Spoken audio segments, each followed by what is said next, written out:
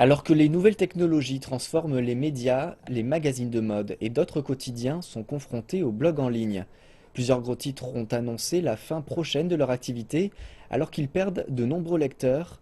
Dans le même temps, les plateformes de nouveaux médias tels que WeChat et Sina donnent la voix aux blogueurs. Certains gagnent même en notoriété en postant sur Internet des informations sur la mode. L'un des magazines pionniers de la mode, Riley, a été suivi pendant près de 15 ans par les passionnés de mode. Mais il vient d'annoncer qu'il cesserait son édition imprimée à compter de janvier 2016. Également ce mois-ci, le célèbre magazine local le Shanghai Weekly a cessé sa publication. De plus en plus de gens modifient leurs habitudes de lecture en passant de la presse écrite à la presse en ligne. Et Li Wenxi est l'une d'entre elles.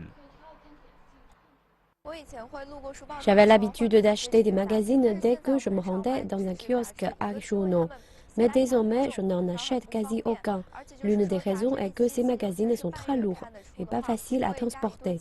Une autre raison est que je ne sais pas quoi en faire après les avoir empilés chez moi. Je ne pense pas qu'ils soient très recyclables. Désormais, je lis par le biais de mon téléphone ou avec certaines applications mobiles. Les magazines de mode et de style de vie ainsi que les quotidiens ont été le plus durement touchés, car poster des informations en ligne sur ces thèmes nécessite peu de formation professionnelle et peut attirer un large public. Les blogueurs de mode sur Internet et autres micro-blogueurs ont commencé à avoir d'importants groupes de fans il y a 2 ou 3 ans, quand de plus en plus de gens ont commencé à utiliser WeChat et Weibo depuis leur téléphone mobile. Certains sont devenus si célèbres qu'ils ont même été invités à des événements majeurs comme le défilé de Victoria's Secret, ce qui leur a permis d'écrire des scoops sur leur blog dès le jour suivant, et ce bien plus rapidement que la presse magazine traditionnelle. Les magazines de mode traditionnels ont dû changer sous l'influence de cette pression. Su De est la directrice d'un magazine mensuel et a été témoin de cette transition au sein de l'industrie. L'année 2010 a été le pic du secteur en raison de l'expo. Mais après cela, tout a diminué, surtout dans les hebdomadaires et les magazines de mode, car ces derniers recevaient les investissements de clients dans l'industrie de luxe. Désormais, le gouvernement a mené une répression sur la consommation de luxe et il y a moins de cadeaux offerts. Donc, les sponsors ont modifié leur budget marketing et cela a affecté les magazines qui le sponsorisaient.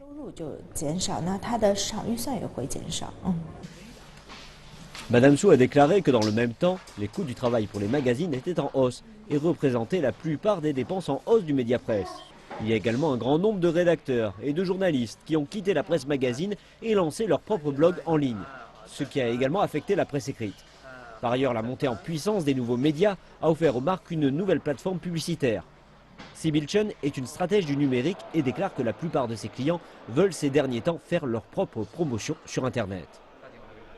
Nous pouvons constater qu'il y a un changement dans les plateformes utilisées par les marques pour se promouvoir elles-mêmes.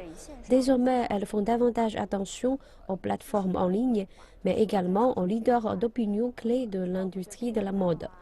Et même pour des marques qui ne sont pas dans le secteur de la mode, comme les entreprises de technologie, elles apprécient avoir de la promotion par ces leaders clés dans diverses industries.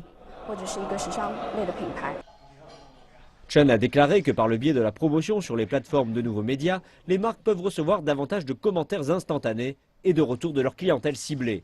Cependant, Madame Su du magazine Horace a fait savoir qu'un séisme se produirait prochainement car la plupart de ces plateformes ont reçu des investissements en capital au cours des 2 dernières années et seront prochainement confrontées au défi de montrer leurs profits.